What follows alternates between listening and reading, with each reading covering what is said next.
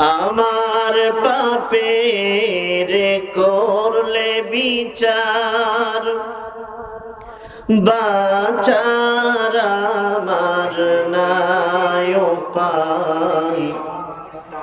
দয়াময় তুমি মাফ করো আমায়। আল্লাহ পাক রব্বুল আলামিন বলেন, لئن شكرتم لأزيدنكم ولئن كفرتم إن عذابي لشديد। আল্লাহ তাআলা বলেন, যারা আল্লাহর শুকরিয়া আদায় করবে, রব্বুল আলামিন ওই শুকরিয়া আদায় করার কারণে আল্লাহ তাআলার নিয়ামতগুলো তাদের জন্য আল্লাহ তাআলা বৃদ্ধি করে দিবেন, সুবহানাল্লাহ। কিন্তু যারা আল্লাহ তাআলার শুকরিয়া আদায় করবে না, না শুকরিয়া করবে, অকৃতজ্ঞতায় পরিণত হয়ে যাবে। ওয়ালাকিন্না আযাবি লাশাদীদ, আমার আল্লাহ তাআলা ওই শ্রেণীর ওই মানুষের জন্য রেখেছেন শক্ত আযাব। সম্মানিত ভাইরা আমার, এই চলার পথে জীবনের প্রতিটা পরতে পরতে, জীবনের প্রতিটা বাঁকে বাঁকে জীবন দিলেন যেই মহান মালিক, যিনি আপনাকে আমাকে যেই জীবনটা দান করেছেন, এই পৃথিবীতে চলাফেরা, উঠা বসা, আচার ব্যবহার, মুআমালাত, মুআশারাত, গোটা জিন্দেগি পরিচালনা করার জন্য যে আল্লাহ দান করলেন, আপনার আমার জীবনের সমস্ত কর্মকাণ্ডগুলো একমাত্র হতে হবে ওই মালিকের জন্য। নারে তাকবীর! এই পৃথিবীতে আল্লাহ ছাড়া কোনো গতি নাই, আল্লাহ ছাড়া কোনো উপায় নাই।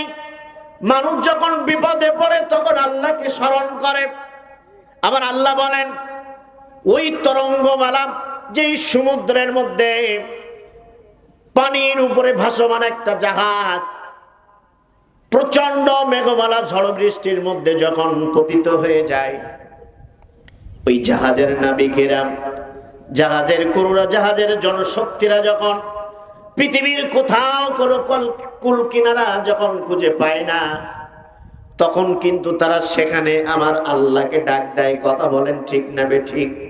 আমার আল্লাহ বলেন, বান্দারে, ওই সমুদ্র মালায় যখন তোমার কোনো সাহায্যকারী থাকে না, যখন তোমাকে সাহায্য করার মতো কোনো শক্তি থাকে না, তখনও যদি তুমি আমি মালিক, আমাকে যদি তুমি স্মরণ করো, আমাকে যদি ডাক দাও, পৃথিবীর কোনো মানুষ তোমার ডাক শুনবে না, কিন্তু আমি আল্লাহ তাআলা তোমার প্রতিটা ডাকের সাড়া দিয়ে দেব। আমার ভাইরা,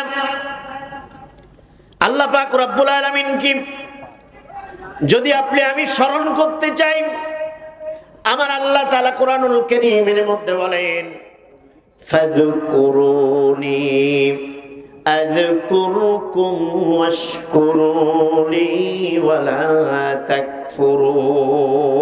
চিৎকার দিয়ে বলুন আল্লাহু আকবার। তোমাকে ডাকি যদি একবার আল্লাহ, আমাকে কাছে টানো বারবার।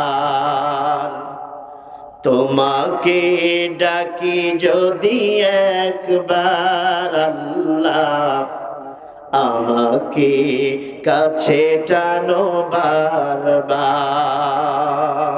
ঠিক কিনা বলেন? আল্লাহকে যদি আপনি আমি একবার ডাকতে পারি, আমার আল্লাহ তাআলা ওই প্রতিটা ডাকের সাড়া দিবেন আল্লাহ তাআলার রহমত দিয়ে, আল্লাহ তাআলার নিয়ামত দিয়ে, আল্লাহ তাআলার অগণিত ফেরেশতা দিয়ে আপনাকে আমাকে সাহায্য করবেন ওই মহান মালিক। এজন্য প্রত্যেকটা ইবাদত হতে হবে একমাত্র আল্লাহ তাআলার জন্য। সুবহানাল্লাহ বলি।